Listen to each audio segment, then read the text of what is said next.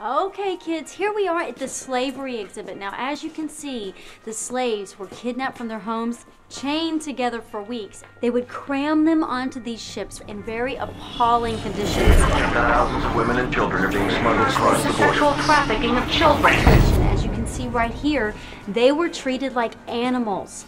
They worked all day long for no pay. In sweatshops raided by police, children forced into slave labor. Some of the slave masters were very cruel. They whipped them and they beat them, as you can see in some of these pictures. Parent assault can be brutal, even fatal. So, before moving on, are there any questions?